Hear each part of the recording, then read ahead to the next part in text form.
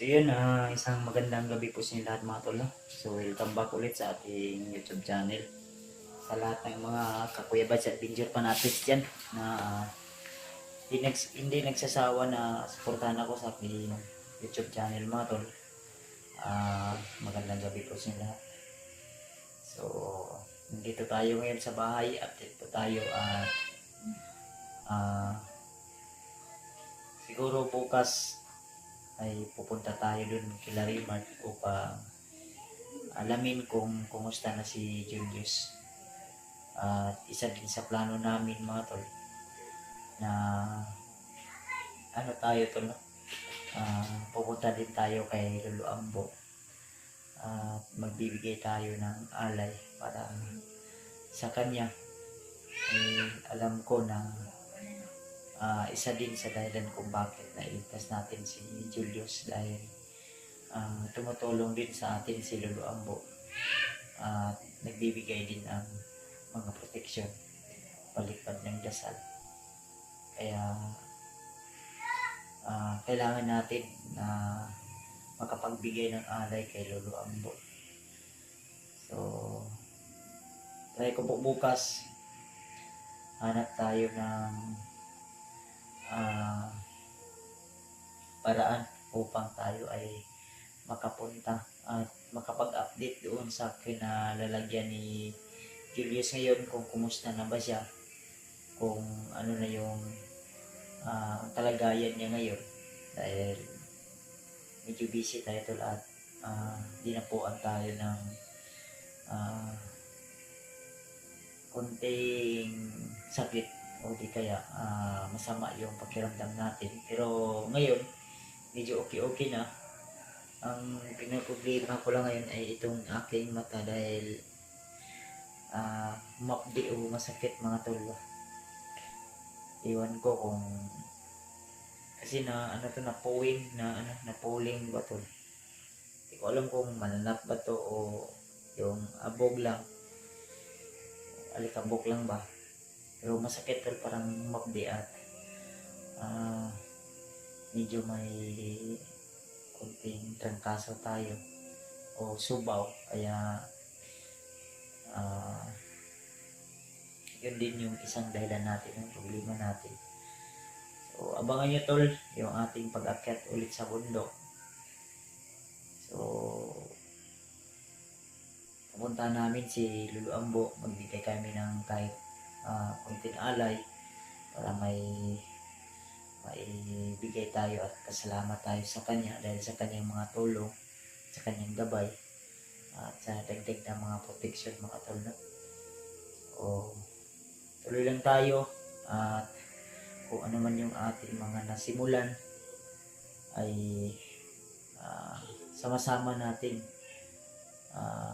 tapusin ito mga tol. At hindi ko po ito matatapos kung wala kayo, walang gabay na nanggaling sa inyo mga tol, walang mga dasal. Kaya samahan niyo ako tol hanggang masugpo natin yung kademonyon o mga kasamaan, lalo na kay Commander Bagnot. At ngayon ay may mga matitinding problema na naman, hindi lang mga bandido o mga natulungan natin dati, kundi mga dating commander na muling bumalik sa pagka bandido at ngayon ay maging nakakalaban pa natin mga tol. So abangan nyo po ulit yung ating pag-akyat sa bundok. Pero before tayo akyat ng bundok ay pupuntahan muna natin si Lolo Ambo, magbigay tayo ng alay at syempre i-secure muna natin yung ating pamilya dahil unang-una sa lahat sila po yung mga target, dahil alam na ng mga bandido na yung pamilya namin yung kainaan namin mga tol. No? Pero dito sa bahay, kung papasok sila, mga inano tayo to na hindi agad-agad sila makapasok kung hindi nila malalabanan yung mga proteksyon na nilagay natin mga tol. No? At hindi natin pwedeng ipagsabi yun kung anong mga proteksyon na inilagay natin sa bakod natin. So, may mga napansin man tayo na umaaligid, nagmamasid, pero sa awa ng Panginoon, sa tulong ni Lolo Ambo, ay hindi sila nagtagumpay pa rin sa kanilang mga binabalak o mga plano na tayo ay lusubin dito. So, hindi man natin malalaman kung kailan sila lulusob o di kaya kailan sila pupunta dito sa bahay. Pero lagi po tayong handa tol, no? Na tayo ay kanilang lusubin. Pero nagmasid ako kagabi, wala namang nung nakarang araw nagmasid ako, parang may tao sa labas at bigla naman ding nawala.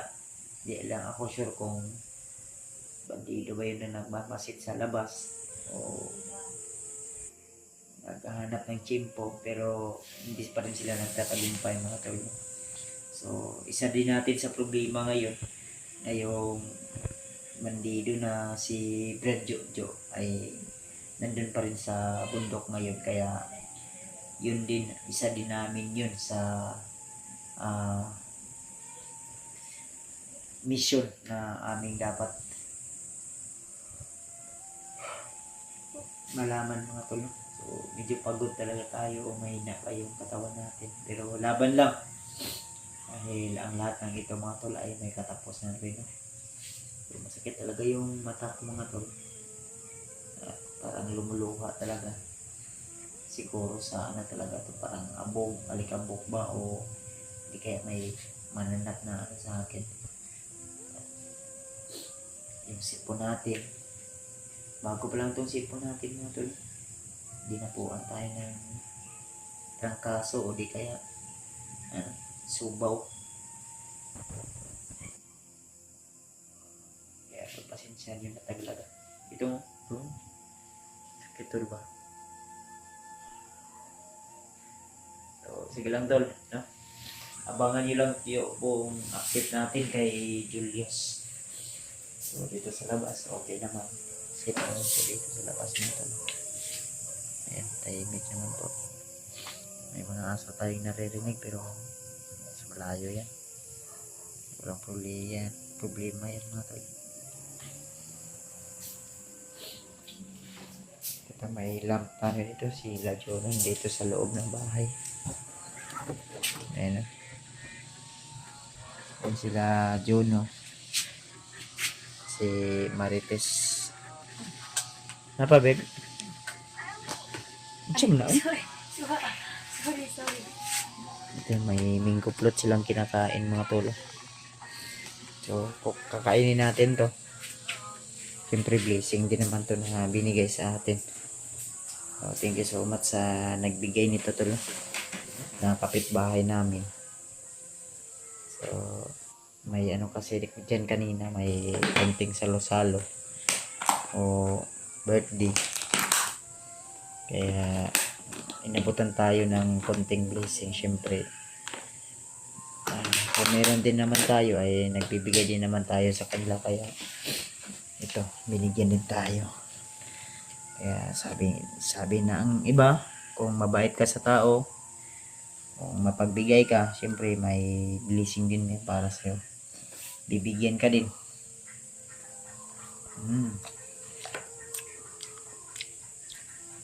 Sarap. Kaya shout out po, lalong lalo na kay Tita Hilma. So shout out sa tita. I hope na nasa mabuting kalagayan ka ngayon, at kung saan ka ngayon, sana safe ka po. Thank you so much dahil sa iyong pagbisita dito sa amin. Napakalaking na po yun,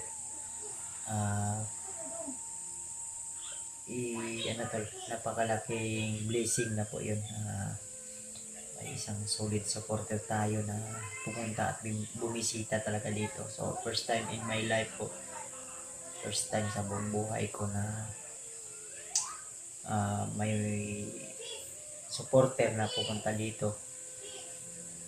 At talagang sinadya niya talaga kami puntahan dito upang makita in person. So, first time po namin yun. First time ko po yun na may taga ibang bansa, galing ibang bansa. Pilipino din, pero matagal na siya sa ibang bansa. Din talagang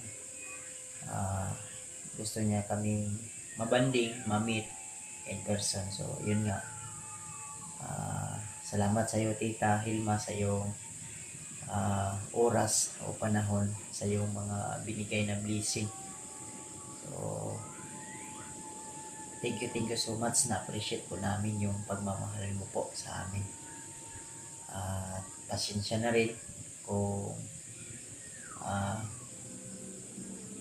kunti lang po yung oras na ibigay din namin sa iyo, dahil alam mo naman po na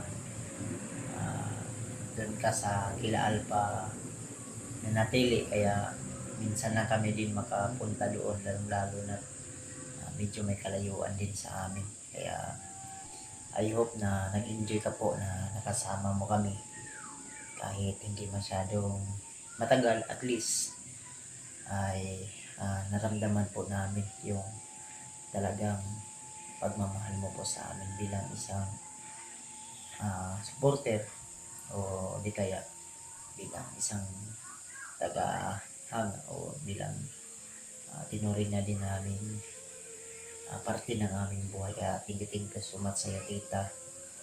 Keep safe ka po always. Ingat ka po lagi dyan kung saan ka man ngayon.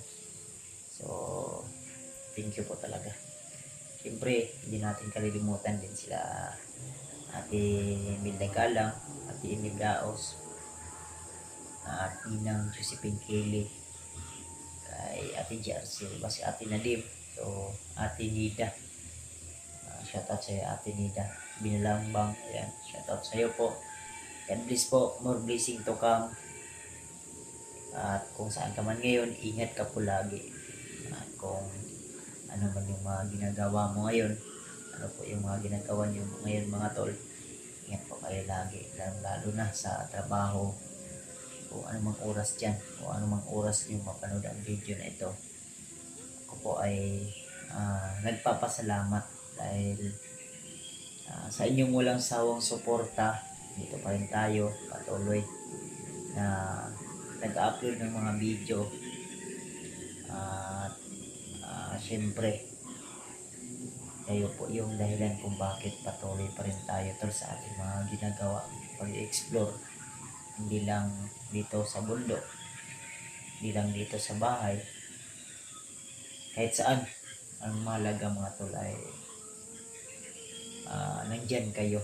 Kaya salamat ng marami po talaga.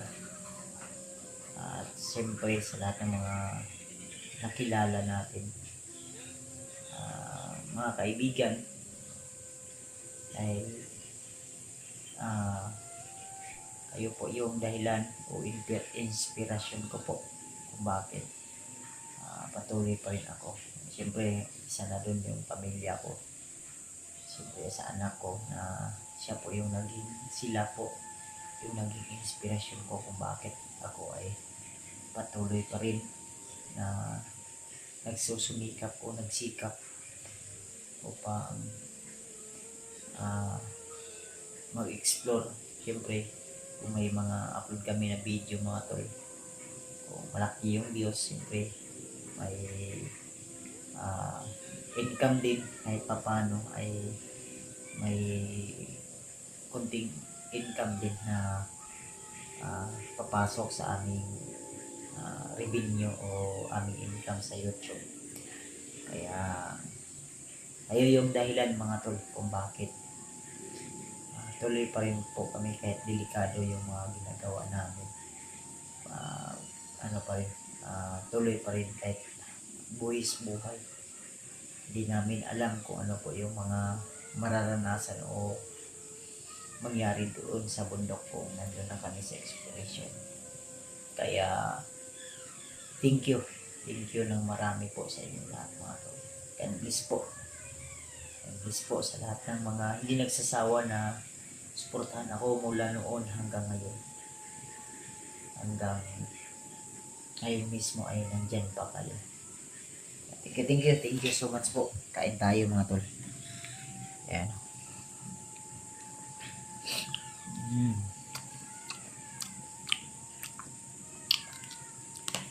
Ayan mga tol. Ito yung tinatawag na mango float. Wala namang mango pero float daw. Biscuit siguro. Hindi naman mango float siguro to. Biscuit float siguro to. Ano sa tingin nyo mga tol?